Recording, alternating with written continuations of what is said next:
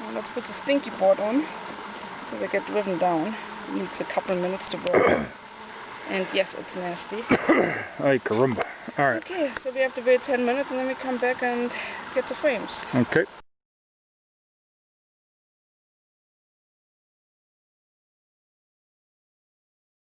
I have this on for 10 minutes, but for some reason the honey robber doesn't seem to be working well, so Paul is puffing smokes with a secondary access hole we have there for honey to bring in or fly out.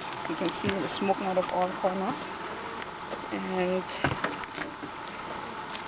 I'm going to take the fume board off. And the smoke has done its trick too. Or the fume, put it back in the tub while you're at it, because we're not going to use it again, I think. I don't know, maybe we should have been hotter. Okay, so didn't seem to work well today. So let me see what we have here.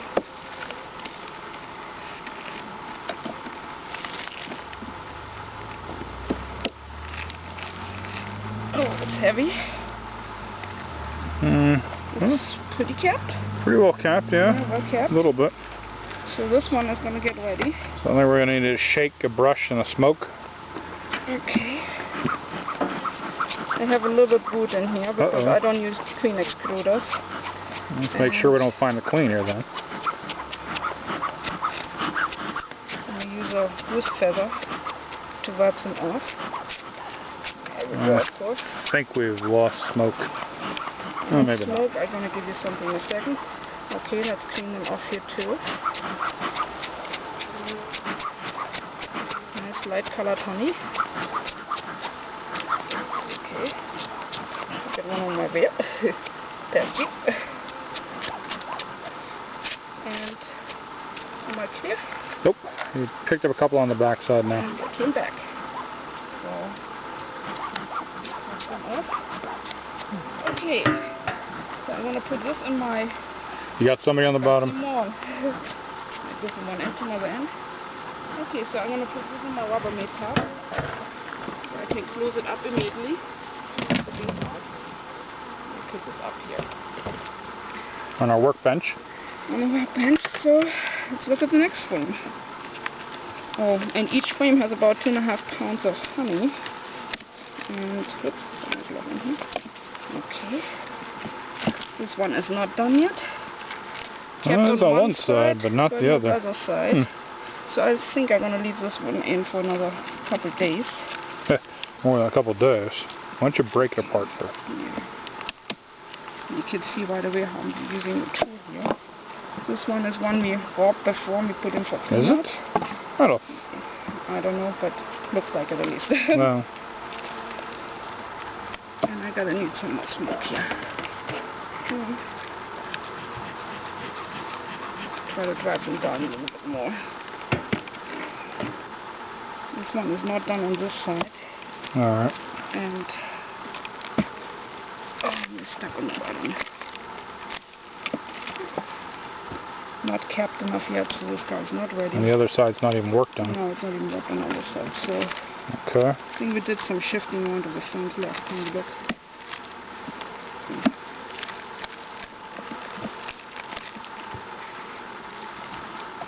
He's heavy. He's capped hardly on this side. Not so much on this side.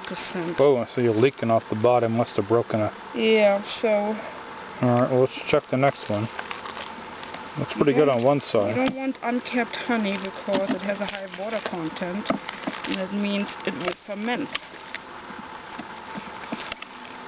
Plus it's even messier than it is now, if that's possible. Get a little bit smoke here. And you're right, I'm running low on smoke. So now we add it. I always make those cartridges, and then I just open up, throw it in. Well, you look like you have a fair amount of stuff in there still. Maybe just losing. It's a little bit low. And just relight it a little bit. And then close it back up and pump, pump, pump. That way I don't die out.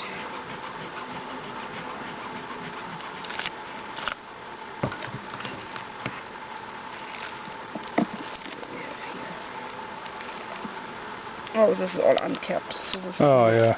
This is not even ready to close. One side is. So let me move this guy over.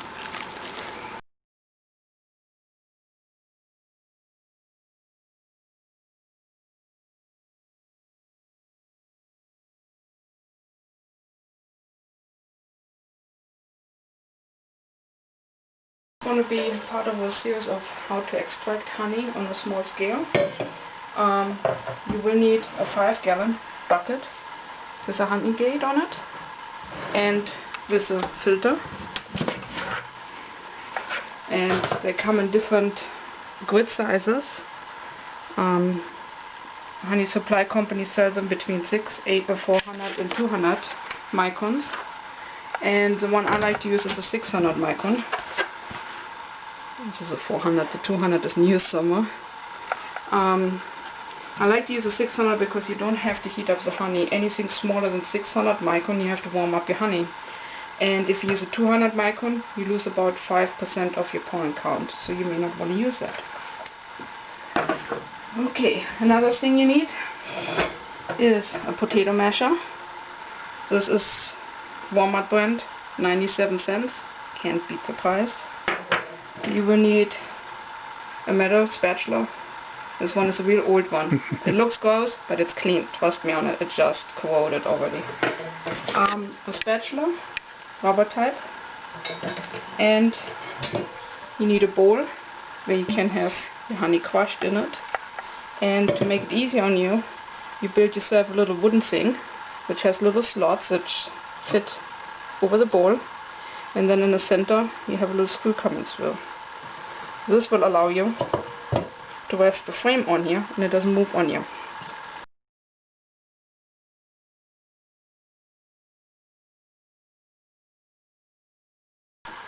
Okay, the way we collect our honey out is with a rubber tub, and the advantage of this one is that you can clean off your frames of the bees, put it in, put a lid on, and get your next frame, and you don't bring the bees in. Another advantage is solid plastic. If you bring a super in, you can bet you're dripping honey on the bottom. This one will catch everything, you don't get anything on the floor. So for demonstration purposes, I've bought only one frame in this time. A little bit of eggs in there. Yeah, we have a little bit brood in it because I don't use a queen excluder, but that's okay. We can just crush and strain this. And you see it's nicely kept. And so the way it works is, I'll put this on my screen. Oh, sorry. Now I can hold it. Okay. And now you start coming in. Oops, let me get to the side. And start pushing down. Of course, this requires that you have. Ooh, this one is coming hard down. This requires that you have, this helps, that you have plastic foundation. You cannot do that with wax foundation. And as you can see, I get it all down in there. Do the second side. Having a second hand helps. Yeah, it helps having a second hand. The screw is not as helpful as we would hoped. So there's an argument that you're basically removing your wax that works so hard on. You know, people say wax is antiseptic and you can use it forever, but the reality is, in this wax, bees will put bacteria and fungi spores on it. Alright, so in cutoff you were talking about the fact that most books say that you should get rid of the comb every 3 years to get rid of stuff that's built up in there. Right. So the wax is antimicrobial, but that doesn't mean it doesn't kill germs. It just, reduces and, encapsulates it. Okay, now we'll side to extract. Alright, looks pretty clear, pretty light. Oh yeah, it's a sweet clover. They're just loving the sweet clover.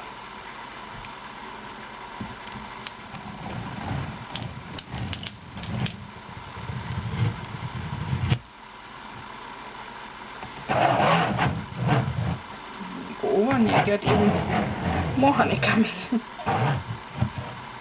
So, okay. you get the spatula in the sink. Okay. Okay. It's a plastic spatula for Alright. finer cleanup, but there's not much left here. Yeah, I think you got most of it. I think I did. Okay.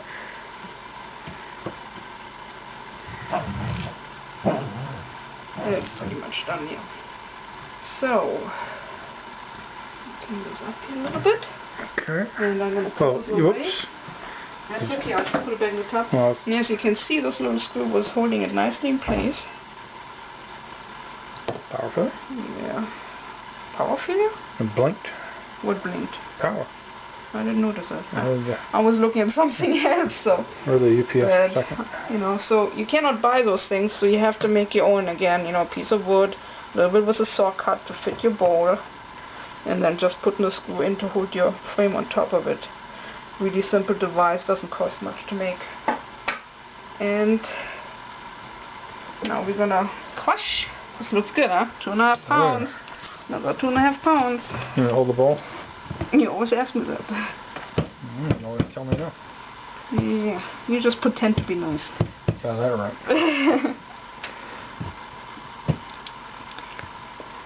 Only when people are watching.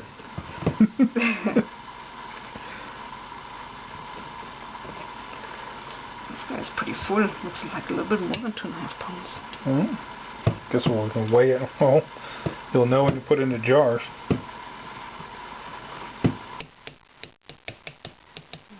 There's another hungry I need to get. I think I'm good to go now. Of course, it is always a little bit messy. Yep. If you don't want your counters to be dirty, put some Saran wrap over them. But quite honest, this little bit wax we get here is easy to clean off. Okay. Put this in the sink.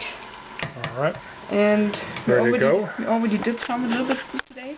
Yep. You can fit about 5 supers. Hold on, I want to see what it looks like below first. Well, look, okay. We took it out, what is it, about an hour ago? How long has it been tripping? About half an hour ago. Alright, so this is not a full harvest today, this is more like for this video. And, you know, so you have a 5-gallon filter in it, it holds 5 frames. So, and, well, I guess I didn't screw. I got a little bit missing here, so that's good. Oh, heavy. Heavy.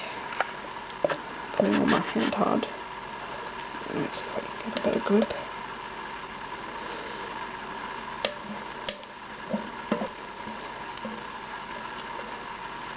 Lots of wax. Lots of honey. Okay. And if you take a bowl for crushing, try to get a bowl that is pretty flat on the bottom. That we can rock it nicely. makes sense. I like stainless steel. It's easy to clean.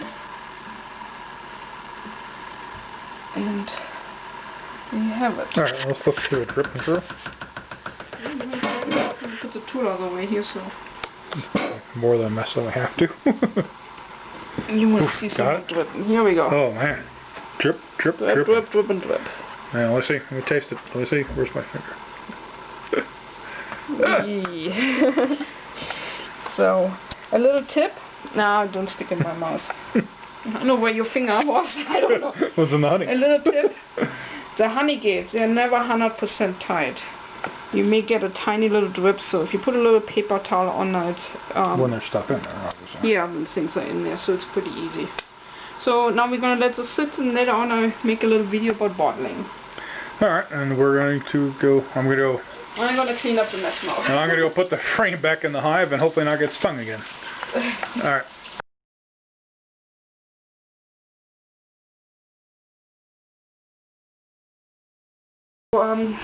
Honey is about up to here. That means I have to tip it when I fill it up. As I said, we didn't do a full harvest this time. I use a mason jar. And the best place to do it is over the sink, over the edge like I have it, because you will have some drips. If they're falling in your sink, easy cleanup. And, oops, it's open up. And I have to tip them forwards because we did not do a full harvest. It's coming out pretty fast.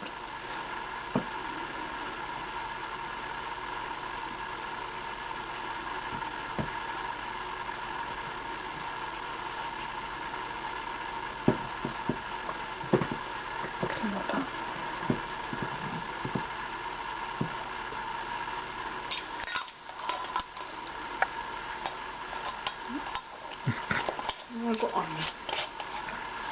And here you have it. This is the 8-ounce jar? Or the... This is a 16-ounce jar. We have a little bit air bubbles in it. They will come up as it settles. And isn't that pretty? Yep. And let me show you one of the other jars. Stay there, please. Okay.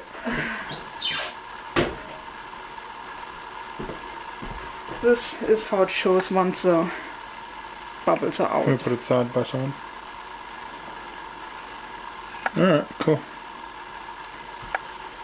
Alright. And this is the 8-ounce and it holds And this is for how many days ago that you're holding your hands? we did that, what, 5 days ago?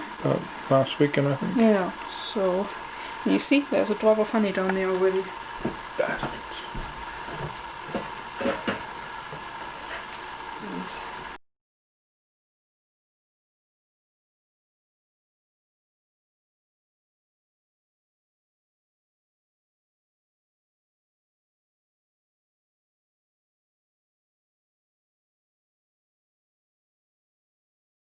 So the next step in our process is washing out the honey from the wax cappings. And for that I use hot tap water. And just run it in here. And I have a little feed tray under it. You can buy it at a feed store. And you want hot water. You do not want cold water. Because you try to wash this all out.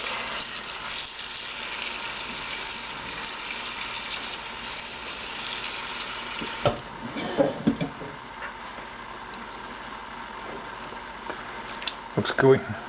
It's a little bit gooey. I didn't crush it about this time.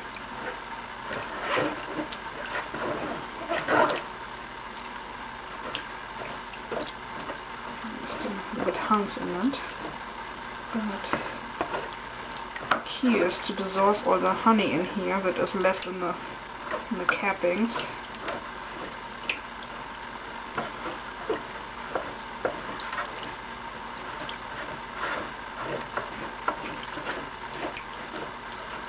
I did a pretty bad job of crushing this time. I guess the camera was rushing me a little bit. So it's my fault. Oh yeah, it's always your fault. It's somebody's fault. Screw you. So, as I said before, the first wash goes to the bees. All other washes go down the drain. So, I'm taking this down now. And I'll put it in the sink where I'm going to wash it further. So as you can see, we have honey in here. And the next step is putting it in a container.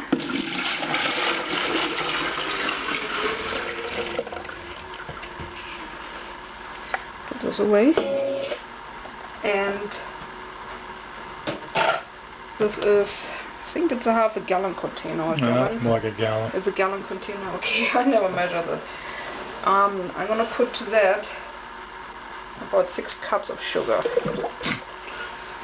The sugar water, the honey water does not have enough sugar in it, and I do have 1 weaker hive that needs to draw out foundation, and I lost count.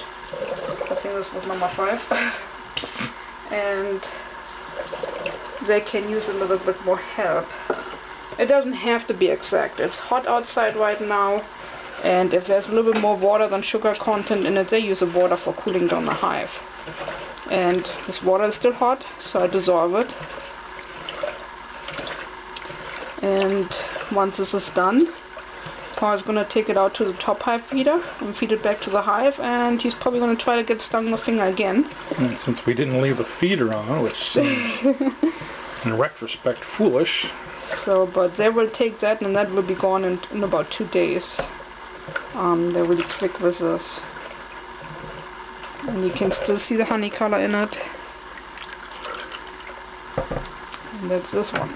Okay. So, to do my final wash, my last wash, to get all the rest out. As you can see, I just do it under the sink with warm water. It's not hot water. And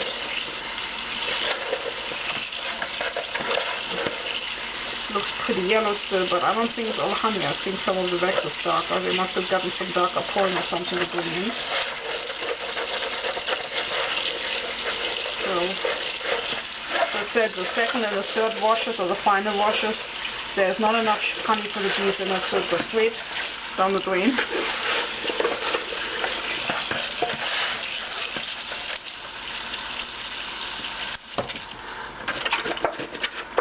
Shake it up a little bit, and then I let this dry about 2 to 3 days before I melt it. And if there's any debris in it later on when I melt it, I'm going to filter that out when I do my wax. And as you can see, there is a little bit debris in it, so that's normal. And you can stay there for a second. Sure, that's what I live for. And this is how it's going to look like once it's dry. Nice, clean wax. Alright, cool.